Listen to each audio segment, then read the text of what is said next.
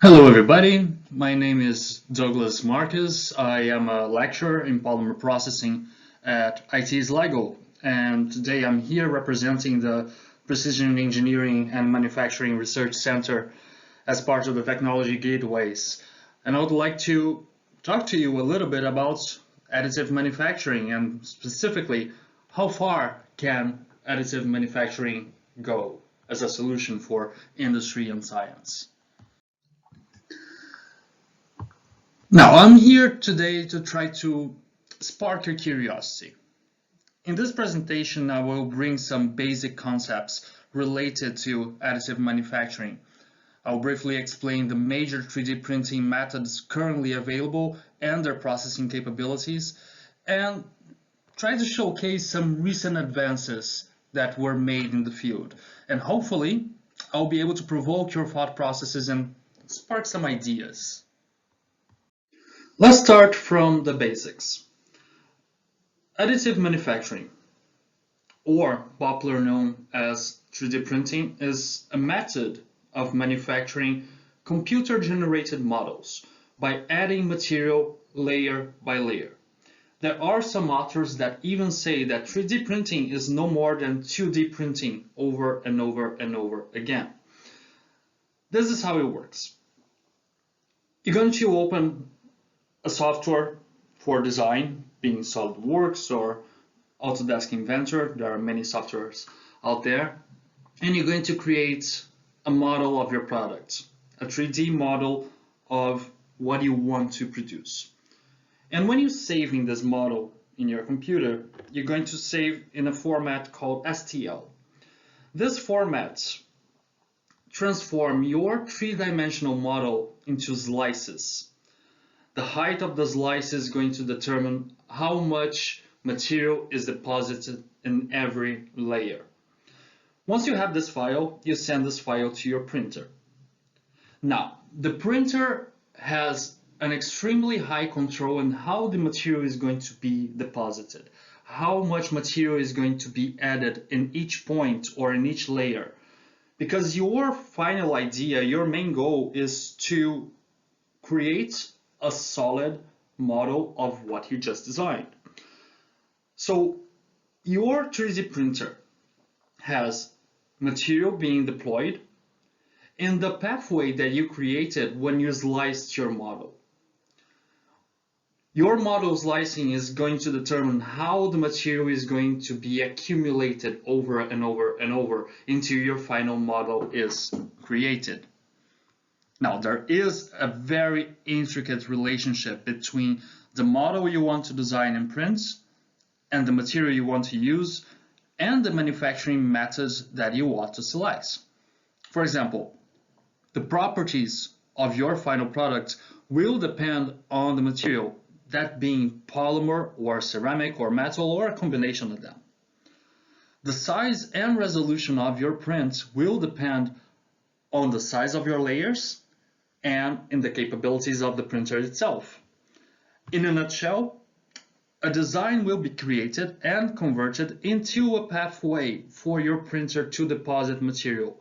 Point by point, layer by layer, your printer will create a solid piece that reproduces the design that you just created.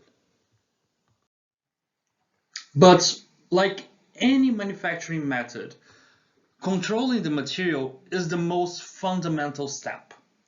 When you manufacture a product, you select a material, change its shape, change its microstructure, change its physical state, all of this while aiming the final product you want to obtain. And additive manufacturing is no exception. 3D printing techniques rely on controlling the material behavior to generate a model or a product.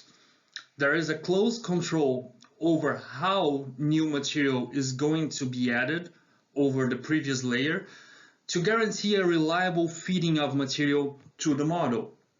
There is also control over the printing itself, dictating how the layers will interact with each other and the level of resolution that will be present in the final model. And finally, there's binding.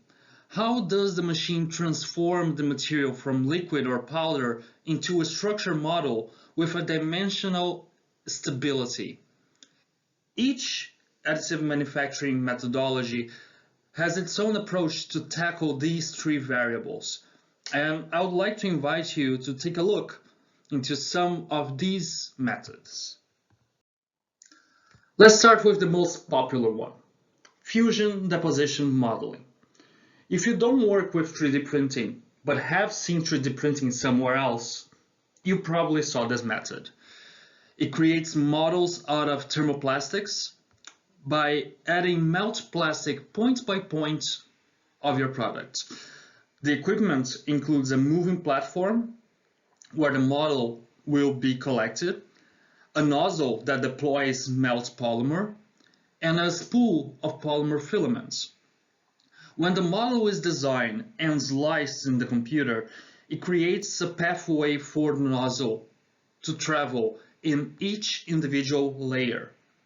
As the filament passes through a heating barrel that feeds melt polymer through the nozzle is going to travel and is going to deploy polymer over the platform, while a series of small fans cool down the polymer, solidifying the model itself. Now, this method is extremely versatile due to the different thermoplastics available as filaments nowadays, and also operates at low cost, making it an extremely attractive 3D printing methodology. There are also methods that rely on light sources to generate a solid polymeric model. Stereolithography has been used since the 1980s, and its variants such digital light processing and continuous liquid interface production add versatility to this technique.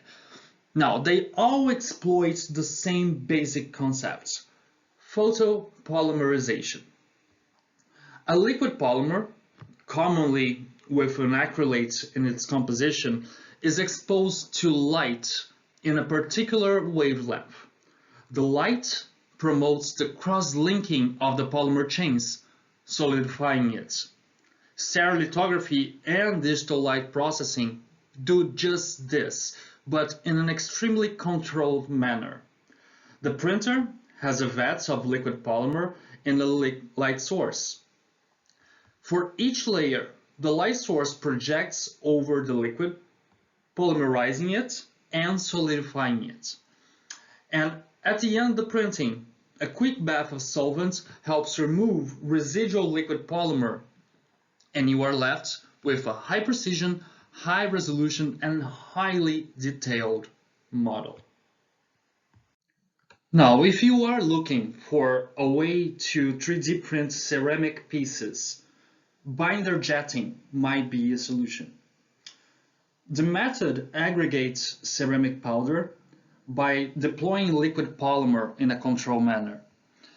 The equipment has a reservoir of ceramic powder, a collection platform, and a nozzle to deploy liquid binder. For each layer, the platform is filled with ceramic powder and the liquid is deployed point by point, binding the powder into the desired shape. Now, this method presents one limiting factor, that is dimensional accuracy, and that's something that can be seen on the top right picture. Those are both hydroxyapatite parts, scaffolds, that were 3D printed through binder jetting. One is unsintered and one is sintered. So the one in the left shows you the dimension of the piece the moment that it left the printer, and the one on the right show you after curing, after sintering. Once this ceramic model is printed, it requires a sintering process at high temperatures to permanently aggregate the powder into its final shape. And as the model is submitted to extremely high temperatures, the binder is removed by thermal degradation. As a consequence, the models considerably lose volume. So in order to achieve accuracy, volumetric loss has to be considered before printing, before formulating the methodology to use binder jetting. There are, however, some methodologies that do not rely on sintering powder after binding, but during the printing itself. Laser sintering techniques deploy a laser projection in each point of the model, aggregating powder into a solid product. Before each layer, the collection area is filled with fresh powder, and the laser pathway raises the temperature of the material binding the particles into a solid model. This method of additive manufacturing is used for both ceramics and metals. And in fact, we currently have a partnership ongoing at IT Sligo. This research is exploiting the application of direct metal laser sintering for tool manufacturing, and the metal of choice are stainless steel alloys. So as long as you control the size of the particle, the granulometry of your powder, and the intensity of your laser in your desired points, you're able to achieve microstructures that are extremely well controlled and in a high resolution with materials that demand extremely high temperatures to process, such as metal and ceramic as well. And now you ask me, what can we make with 3D printing? What can we make with additive manufacturing? In the past few years, additive manufacturing became much more affordable and therefore more accessible to develop techniques, develop new materials, and develop new products to be achieved in a short amount of time without the necessity of, if you work with plastics, investing in an expensive mold, or if you work with metals, an expensive machinery procedure. So with 3D printing, architects are making models of houses, scaled models. People are making toys, people are recreating art. Medical devices are seeking and expanding the applications of 3D printing in society.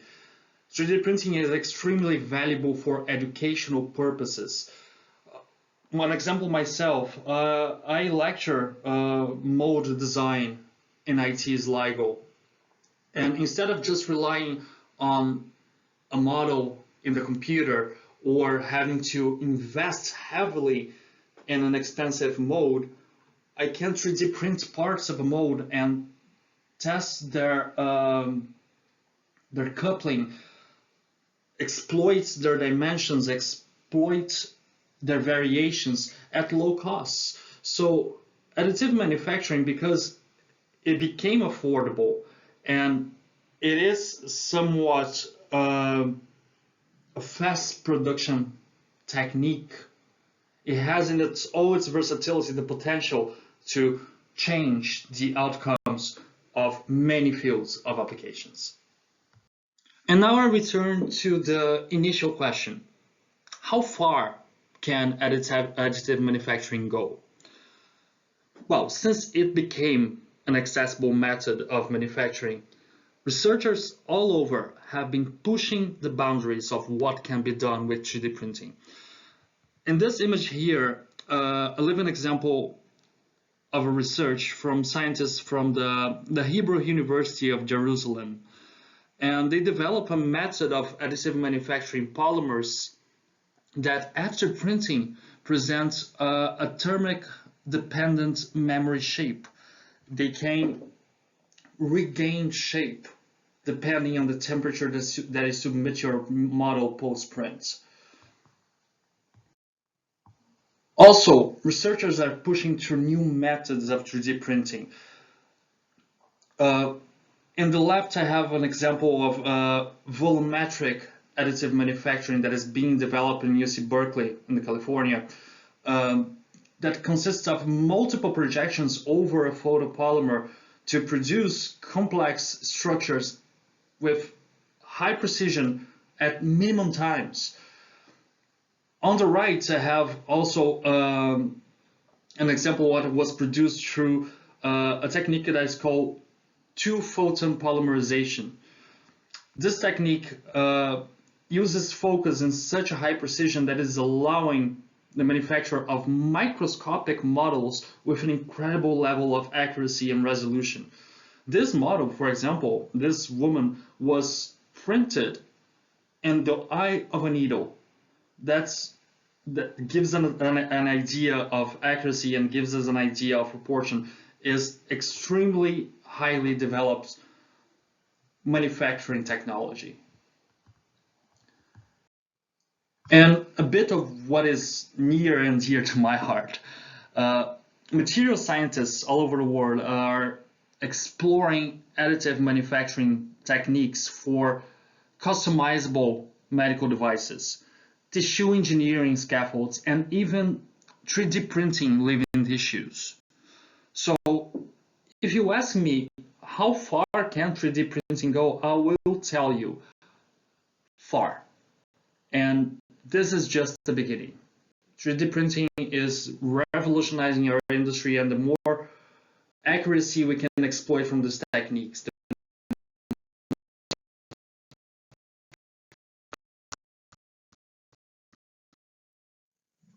I hope this little section gave you a clear idea of what can be accomplished with additive manufacturing. And if you have some crazy ideas and just don't know how to put them into action, get in touch with us. The Precision Engineering and Manufacturing, the PEM Research Center, is based in IT Sligo campus in the northwest of Ireland, and we not only are part of the Technology Gateway Network, but we're also part of the IFORM. The IFORM is the Science Foundation of Ireland's Center for Advanced Manufacturing. So get in touch, let's develop some ideas together. I leave you with my thank you for your time and attention. This is my contact detail. Get in touch with me or David, that is our academic director in PEM, and Finula, that is our technology gateway manager. We're all with open arms, waiting for your ideas, waiting for your collaboration, and ready to develop some amazing things. I will answer some questions if you have some. Thank you very much.